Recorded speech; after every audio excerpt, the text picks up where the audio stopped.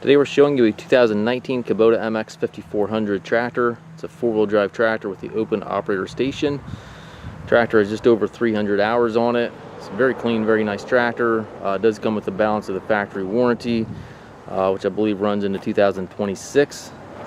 It does also come with the LA 1065 quick attach front loader.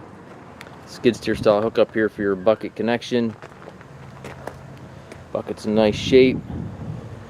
Paint of the tractor and loader overall are in real nice shape. Has the ag tires, also has the gear transmission, foldable rollover bar,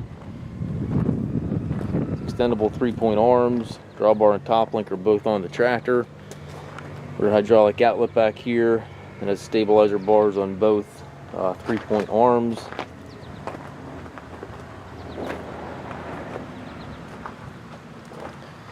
Very nice, very clean tractor, as you can see. And again, it does have the gear transmission. You have 4 gears here on the short lever, forward reverse on the lever here in the middle, and then high-low range back here. So you have 8 forward speeds, 8 reverse speeds. Nice floor mat on the floor there. And it looks like the warranty runs into July of 2026.